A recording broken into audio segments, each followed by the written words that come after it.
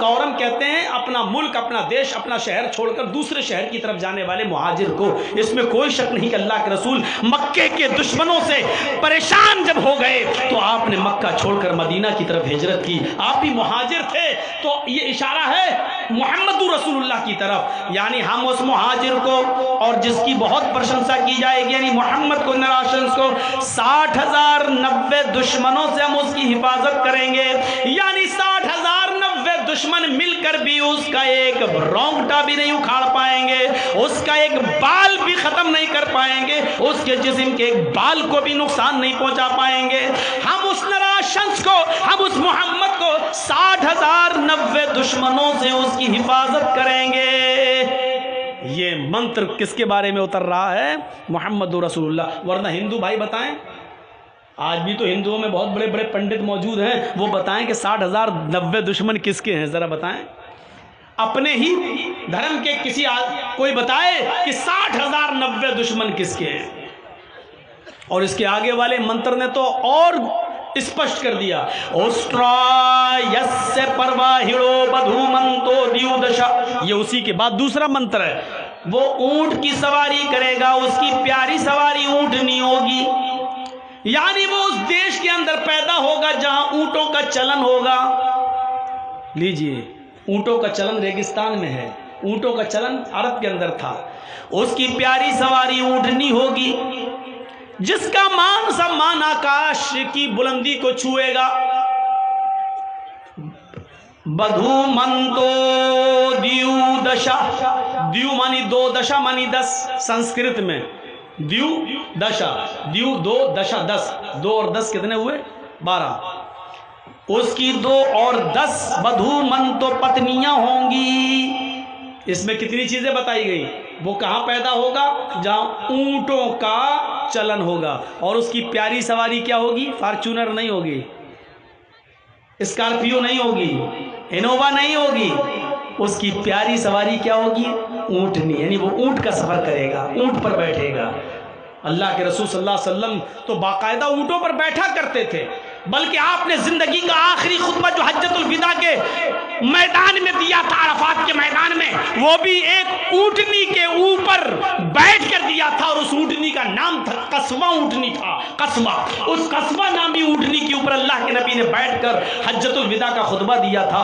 आपने कहा ऊंटनी पर कजावा कस दो, ऊंटनी को लाया गया, उस ऊंटनी के ऊपर आप बैठ गए और उस पर बैठकर आपने लोगों को खुतबा दिया। तो आप तो ऊंटनी का सफर किया करते थे, ऊंटनी पर बैठा करते थे। ये अगरचे घोड़े पर भी बैठे हैं, खच्चर पर भी बैठे हैं, और आपने गधे की सवारी भी की है। काना रसूलुल्लाह सल्लल्लाहु अलैहि वसल्लम यऊदुल मरीज व यशहदुल जनाजा व यरकबुल हिमार व युजीबु दावतल अब्द। ये खूबियां थी मोहम्मद रसूलुल्लाह के अंदर कि आप मरीज की आयादत करते थे। मरीज चाहे मुसलमान हो या गैर मुस्लिम, आप सबको देखने जाया करते थे। वह यशहदुल जनाजा, आप जनाजे में शिरकत करते थे, मरने वाला कोई भी हो आप उसके जनाजे में भी जाया करते थे। वह यरकबुल हिमार, आप गधे पर भी सवारी कर लिया करते थे और गधे पर बैठने में भी शर्म महसूस नहीं करते थे, आप गधे की सवारी भी कर लिया करते थे।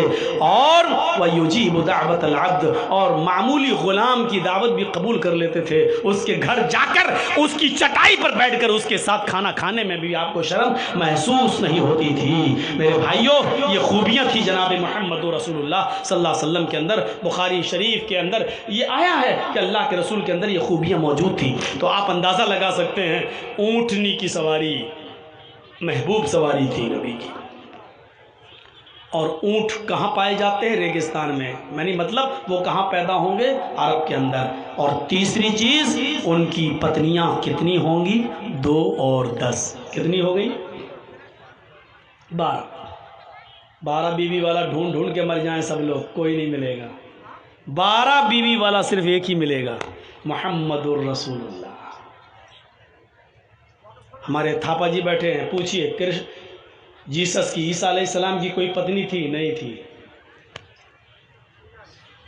बाइबल के आधार पर उनको सूली दे दी गई, तख्ते पे ले जाकर लटका कर उनको खत्म कर दिया गया। लेकिन हमारे कुरान के मुताबिक उनको सूली नहीं दी गई।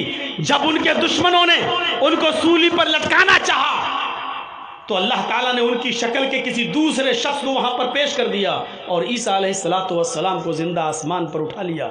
वो कुर्ब क़यामत आएंगे, दोबारा आएंगे, काने दज्जाल को ख़त्म करेंगे, सलीब को तोड़ेंगे।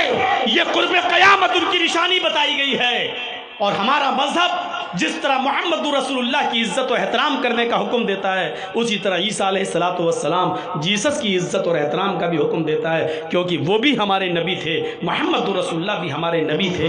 इस्लाम सारे नबियों को के ऊपर ईमान लाने को ज़रूरी करार देता है। अगर हम मोहम्मद को मानते हैं, ईसा को नहीं मानते हैं, तो हम मुसलमान नहीं हो सकते हैं। मेरे प्यारे साथियों, हमारे मजहब के अंदर मुसलमान होने के लिए ज़रूरी है, अगर आप मोहम्मद को नबी मानते हैं तो ईसा को भी आपको नबी मानना पड़ेगा, मूसा को भी पैगंबर मानना पड़ेगा, और जितने नबी अल्लाह ताला ने भेजे उन तमाम नबियों पर ईमान लाना पड़ेगा। मेरे प्यारे भाइयों, यही इस्लाम की असास है। वो तफरीक बैनल मज़ाहिब नहीं चाहता है, वो दुनिया के तमाम मजहबों के दरमियान नफरत नहीं चाहता है। वो ये चाहता है कि अच्छी चीज़ तुम्हें जहाँ से मिले ले लो। अगर अच्छी चीज़ हिंदू धर्म से मिल रही है तो ले लो, ईसाई मजहब से मिल रही है तो ले लो, ईसाइयत से मिल रही है तो ले लो, जैन धर्म से मिल रही है तो ले लो।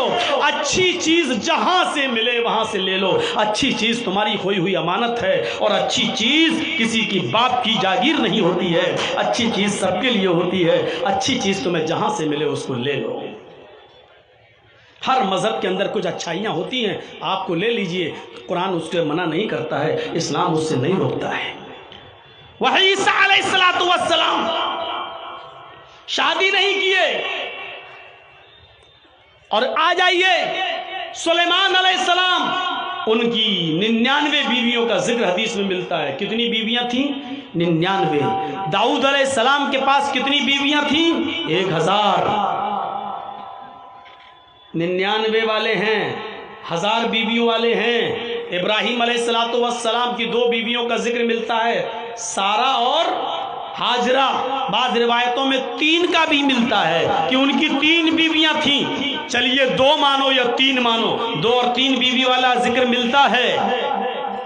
रामचंद्र जी के पास 1 पत्नी थी सीता, लेकिन राम के पिता राजा दशरथ के पास 3 पत्नियां थीं। राम के पिता राजा दशरथ के पास 3 पत्नियां थीं, 3। और आप मनुस्मृति पढ़ेंगे तो उसमें लिखा है कि राजा बहुत सी पत्नियां रखता था, और लिखा है कि राजा अपनी पत्नियों को लेकर जब जंगल में सैर के लिए निकले, पत्नी नहीं लिखा, पत्नियों, जमा का सेगा, राजा जब अपनी पत्नियों को लेकर निकले, पत्नियों यानी एक राजा कई पत्नी रखता था। और हमारे नवाबों का दौर उठाकर देख लो, लखनऊ के नवाब और फला नवाब, तो एक नवाब के पास 300 बीवियां भी मौजूद थी। आज भी लखनऊ में चले जाइए आप, भूल भुलैया चले जाइए आप, वहाँ पर आपको बताएगा गार्ड कि यहाँ उसकी 300 बीवी रहती थी, फला नवाब की 300 बीवी। तो 300 वाले बहुत मिलेंगे। सबसे ज्यादा अगर कहीं मिलता है जिक्र, सबसे ज्यादा अगर किसी ने बाजी मारी है तो वो थे कृष्ण कन्हैया जी, जिनके बारे में महाभारत में लिखा है 16,108। 16,000, 1-2 नहीं, कितनी थी? 16,108। वो भी पत्नियां नहीं है, गोपियां लिखा हुआ है। चारों तरफ गोपियां, बीच में कन्हैया। बांसुरी बजाते थे, बांसुरी में इतनी सुरीली मीठापन था कि सब मर जाती थी। वो 16,108 जो बनी वो बांसुरी में ही मरी हैं। बांसुरी बजाते थे और सुरीली आवाज़ सुनकर उनके पास बैठ जाती थी, वो उनकी गोपियां थी। कितनी है? 16,108। लेकिन मसला न 16,000 का है, मसला न 2-3 का है, मसला न 99 का है, न 1000 का है। मसला यह है कि 12 बीवी वाला आखिरी नबी होगा, अंतिम ऋषि वो होगा जिसकी 12 बीवियां होंगी। तो 12 बीवी यानी 11 तो बीवियां और एक लौंडी, एक बांदी मुकौकिस के बादशाह ने, मुल्क शाम के बादशाह ने जो 2 लड़कियां तोहफे में भेजी थी, अल्लाह के नबी सल्लल्लाहु अलैहि वसल्लम को गिफ्ट के तौर पर दी थी। एक का नाम था सीरीन और एक का नाम था मारिया। तो अल्लाह के रसूल ने एक को एक्सेप्ट कर लिया था, मारिया को, और सीरीन जो थी वो हज़रत हसन इब्न साबित को दे दिया, इनको आप रखो, और मारिया को आपने अपने पास रख लिया। मारिया से एक बच्चा भी पैदा हुआ अल्लाह के नबी का, जिसका नाम था इब्राहीम, एक बेटा भी पैदा हुआ। तो 11 बीवी, एक लौंडी, 12 पत्नियों वाला। चूंकि लौंडी से भी बीवी वाला काम लिया जा सकता है, इसलिए उनको भी हम बीवी में शामिल कर रहे हैं। तो 11 पत्नी, एक लौंडी, तो क्या हुआ? 12 बीवियों वाला अगर कोई मिलता है और कोई दिखाई देता है हिंदू धर्म की किताब के मुताबिक, तो वो सिर्फ एक ही है, और वो कौन है? मुहम्मदुर रसूलुल्लाह सल्लल्लाहु अलैहि वसल्लम। और आगे वाला मंत्र तो बिल्कुल क्लियर है, और देखिए, एशाए मामहे, एशाए मामहे शतन निष्कान दशस्तराजा त्रीणी शतान्य वर्तान्य सहस्त्रादश गौनाम। अथर्ववेद कांड 20 सूक्त 127 का मंत्र नंबर 3। पहला मंत्र तो वो था, नराशंस नाम होगा, पूरे विश्व में सबसे ज़्यादा तारीफ होगी, 60,000 90 दुश्मनों से बचाएंगे, ये पहला मंत्र हो गया। दूसरा मंत्र क्या था? उसकी प्यारी सवारी ऊँटनी होगी और उनकी 12 बीवी होंगी, ये दूसरा मंत्र हो गया। तीसरा मंत्र देखिए, एशाए मामहे, यहाँ पर भी, ए भैया बैठ जाओ, कहाँ जा रहे हो? शादी हो गई तुम्हारी? तब क्या कर रहे हो जाके? बीच से उठने मत दीजिए आप लोग यार, यहाँ से ना उठें, पीछे से उठ जाए कोई दिक्कत नहीं है, और जिसको उठना हो यहाँ से अभी चला जाओ। हमें बड़ा डिस्टर्ब होता है, मैं भूल जाता हूँ कि क्या पढ़ रहा था। मैं समझता हूँ कि टोकने के लिए उठ रहा, कहीं ऐसा ना हो कि माइक पकड़ के छीन। 1-2 बार ऐसा हो चुका है। उठा, हम समझे पेशाब करने जा रहा हूँ, आया सीधा माइक, ये क्या बोल रहा है। कई जगह ऐसा हुआ, तो जो बीच से कोई उठता तो मैं डर जाता हूँ कि माइक तो छीनने नहीं आ रहा। अब क्या करूँ, वही चीज़ बैठी हुई है दिमाग में। अब दिमाग में जल्दी कोई निकलता थोड़ी है। अब देख ले रहे हो, वो एक कमीना जो है बदल गया,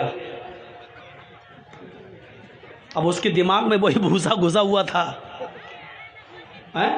बार बार वो, आज उसका बयान क्या है मालूम है?